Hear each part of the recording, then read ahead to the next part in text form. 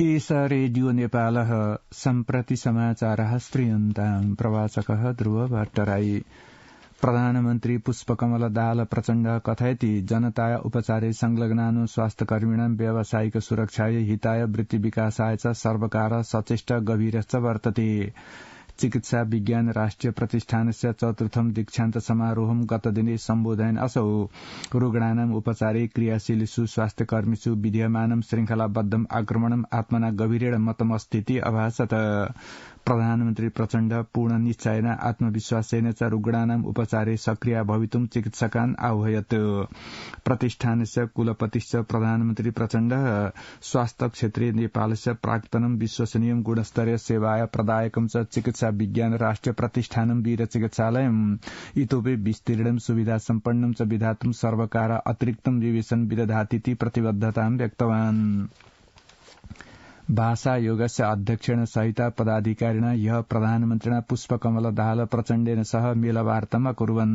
सिंहप्रासादवर्तिनी प्रधानमन्त्री मन्त्रिपरिषद कार्यालये प्रधानमन्त्रिणा प्रचण्डेन सह आयोगस्य पदाधिकारिणा आयोगे विद्यमानानां व्यवस्थापनस्य आन्तरसमस्यानां तासां समाधानस्य च विषयो व्यमृशन्। गतदिने एव नेपाल ट्रस्ट कोषस्य पदाधिकारिणा प्रधानमन्त्रिणा प्रचण्डेन सह कोषस्य सम्पत्ति अभिलेखीकरणस्य उपयोगस्य च विविध विषयेषु विमृष्टवन्तः। एवं क्रमेण निर्माण व्यवसायी महासंघस्य अध्यक्षण रवि सिम्बेन सहितं प्रतिनिधिमण्डलम् ह्यः एव प्रधानमन्त्रिणा प्रचण्डेन सह मेलवार्तां व्यदधात्। वित्त प्रदान सम्बद्धायाम् आत्मनां याचनां किमपि शरणं न विहितमिति कथयद्भिः निर्माण व्यवसायिभिः प्रधानमन्त्रिणा प्रचण्डस्य ध्यानाकर्षणं विहितम् आसीत्। तदवसरे प्रधानमन्त्री प्रचण्ड निर्माण व्यवसायिनां याचनां प्रति आत्मना ध्यानाकर्षणं जातमिति चर्चेन अवदत् याचना उचित रूपेण सम्बोध्यते। प्रधानमन्त्री पुष्पकमल दाहाल प्रचण्ड बझाङ जनपदं पार्श्ववर्ती क्षेत्रं च केन्द्रबिन्दु निर्माय दुरापण्डेन भूकम्पेन पीडिताय प्रभावितायश्च जनतायाः तत्कालं सहायता प्रदानोद्धार व्यवस्थापनानि विधातुं निर्दिशति। विपद संकट न्यूनीकरण व्यवस्थापन प्राधिकरणस्य ह्यः उपवेशि प्रधानमन्त्री प्रचण्ड गत मंगलवासरे दुरापन्नं भूकम्पनम् अनु बझाङ जनपदे पार्श्ववर्ती क्षेत्रेषु च व्यवस्थापनाय सर्वेषां क्षेत्राणां समन्वयन कार्येण विधातुं निर्दिशत्। प्रधानमन्त्री प्रचण्ड उद्धार सहायता व्यवस्थापनेषु विहिताम् अग्रेसरताम् आलक्ष्य सम्पद्देभ्य सर्वेभ्यो धन्यवादं व्याहरत्।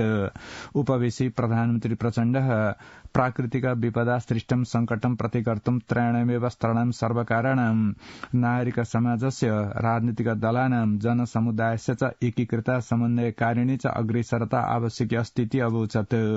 प्रधानमन्त्री प्रचण्ड सर्वकारस्य पक्षतः सहायतोद्धारोपचार पुनस्थापना पुनर्निर्माणेषु कथं विधमपि न्यूनतम निवार्यते इति प्रतिबद्धतां च अभिव्यनक्। प्रतिनिधि सभाय हस्तनोपवेशे एतद् विक्रमवर्षीयं विद्युत विधेयकं प्रस्तुतं वर्तते। उपवेशे ऊर्जो जलस्रोत सेचन मन्त्री शक्ति बहादुर बस्नेत एतद् विक्रमवर्षीयं विद्युत विधेयकमिदं प्रास्तौत। तत्पूर्वम् एतद् विक्रमवर्षीयस्य विद्युत विधेयकस्य प्रस्तुते अनुमति याचनाय प्रस्तावम् आधृत्य सांसदात् प्रेम सुवाल इत्यस्मात् प्राप्त विरोधस्य सूचना उपवेशस्य बहुमतेन अस्वीकृता आसीत्। एवमेव प्रतिनिधि सभाय हस्तनोपवेशेन प्रतिनिधि सभाय पूर्व सदस्यस्य खेमराज भट्टमायालु इत्यस्य निधने शोक प्रस्ताव पारितीकृतः।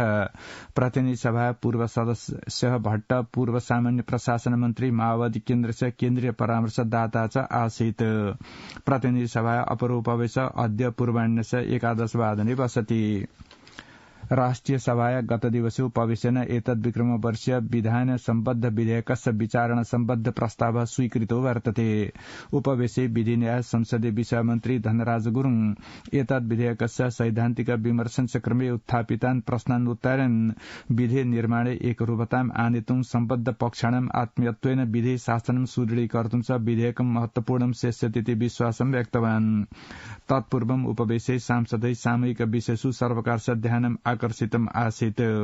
उपवेशस्य विशेष शून्य समयो सांसदाः पर्वतसभानाम् आसन्नताय उपक्रमे जायमानयो तास्कर्य महर्घतयो नियन्त्रणाय बझाङ जनपदे दुरापण्डेन भूकम्पेन पीडित नागरिकेभ्यः साहाय्य क्षतिपूर्त्योः दापनस्य विधिगत नीतिगत सहितानां सर्वप्रकारकाणां भ्रष्टाचाराणाम् अन्ताय च सर्वकारस्य ध्यानम् आकर्षयन्। सांसदा अवोचन् याप्यमान दण्डनाय कारावासिनी क्षमादानक्रमे अपराधस्य प्रकृति विलोकनीय बाँकै जनपदे घटिताय घटनाय तथ्यम अनुसन्धाय साम्प्रदायिक सहिष्णुताचा संस्थापनीय राष्ट्रिय सभा अपरोपवेश अस्यैव आश्विनश त्रयोविंशे दिवसे मंगलवासरे पूर्वाह्नश 11:15 वाजता सर्वोच्च न्यायालयेन रिगल इत्युपनाम्नो योगराज ढकालस्य कारावासनस्य क्षमादान सम्बद्धस्य निर्णयस्य मूल प्रपत्रम् अस्यैव आश्विनश चतुर्विंश दिवसभ्यन्तरे न्यायालये प्रस्तुतम् आदिष्टम् वर्तते। न्यायाधीशस्य डॉ मनोज कुमार शर्मण एकल न्यायपीठेन रिगल इत्यस्य कारावासनस्य क्षमादानस्य विरुद्धे पञ्जीकारितम् आदेशाभियाचन निवेदनम् आधृत्य प्रारम्भिकं श्रवणं विधाय रिगल इत्यस्य सम्बन्धे आश्विनश तृतीय दिवसे राष्ट्रपतिना विहितस्य क्षमादानस्य निर्णयेन सार्धं सम्पूर्ण प्रपत्राणि महान्यायाधिवक्तु कार्यालयस्य माध्यमेन प्रस्तुतम् आदिष्टम् वर्तते। रिगल विवादस्य शीघ्र प्रक्रियातः निरूपणस्य आवश्यकता दर्शनात् पूर्ण श्रवणस्य कृते अस्यैव आश्विनश पञ्चविंश दिवसं श्रवणस्य दिनं निर्धार्य अग्राधिकारं प्रदाय च श्रवणस्य व्यवस्थां विधातुं महान्यायाधिवक्त्रे विमर्शनाय उपस्थातुं च आदिष्टं वर्तते। अस्यैव आश्विनश तृतीय दिवसे संविधान दिवसस्य अवसरे मन्त्री परिषदः परामर्शनस्य अनुसारेण राष्ट्रपतिना योगराज ढकालस्य कारावास दण्डनं क्षमितम् आसीत्। संस्कृति पर्यटन नागरिक उड्डयन मन्त्री सुदन किराती अन्तर्राष्ट्रिय नागरिक उड्डयन संगठनेन नेपालस्य उड्डयन क्षेत्रं सुरक्षितं जायमानम् अस्ति इत्यतः कलंक सूचिता अपाकरणस्य प्रक्रिया प्रारब्धास्तीति सूचयति। प्रतिनिधि सभाया अन्तर्राष्ट्रिय सम्बन्ध पर्यटन समिति ह्य सिंहप्रासादे उपविष्टे उपवेशे मन्त्री किराती अवोचत् गत वर्षे कलंक सूचिता अपाकरणस्य समये पोखराम यति वायु सेवाया विमानस्य दुर्घटनाया कारणेन प्रक्रिया लम्बिता आसीत्। मन्त्री किराती प्राविधिक समितिं संघटय रामजानकी मन्दिरं विश्व सम्पद सूच्यां सूचीकर्तुं पूर्वकार्यं विद्यमानम् अस्तीति असूचयत्। उपविशे सांसदे नेपाले उड्डयन सुरक्षा नास्ति इत्यतः पर्यटन क्षेत्रं संकटापन्नं वर्तते इत्युक्त्वा सर्वकारेण अन्तर्राष्ट्रिय स्तरे नेपाल सुरक्षित गन्तव्यस्तीति प्रचारः कर्तुं शक्तो नास्तीति आरोपितम् आसीत्।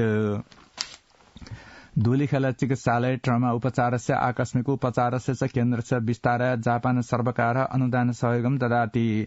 अर्थमन्त्रालय ह्यः आयोजिते कार्यक्रमे अर्थसचिवस्य कृष्णहरि पुष्करस्य नेपालस्य कृते जापानदेशीय राजदूतस्य किकुता युताका इत्यस्य च उपस्थितौ अर्थमन्त्रालयस्य सहसचिव श्रीकृष्ण नेपालः जाइका नाम्नो जापानदेशीय अन्तर्राष्ट्रिय सहयोग नियोगस्य नेपाल कार्यालयस्य प्रमुख प्रतिनिधि ओकुबो अकिमित्सु च द्विपक्षीय संविधान हस्ताक्षरणम् अकुरुताम्। धूलिखेल चिकित्सालयस्य ट्रमा उपचारस्य आकस्मिक उपचारस्य च केन्द्रस्य सुधार परियोजनायै आसन्नाब्जद्वयस्य 95 कोटीनां रूप्यकमिताय अनुदान सहायताय प्रदायिनी संविदा सम्पन्ना इति अर्थमन्त्रालयेन प्रकाशितां विज्ञप्तौ उल्लिखितं वर्तते। रेडियो नेपालस्य नेपाल टेलिभिजन संस्थानस्य च एकीकरणं विधाय स्वतन्त्र प्रसारण निकायस्य रूपेण सार्वजनिक सेवा प्रसारणे रूपान्तरणस्य प्रक्रिया प्रारब्धास्ति। सार्वजनिक प्रसारण विधेयकं राष्ट्रिय सभातः पारितकृत्य सम्प्रति प्रतिनिधि सभा अन्तर्गतां शिक्षा स्वास्थ्य सूचना प्रविधि समितौ विमर्शनस्य क्रमे वर्तते। इति समाचारः।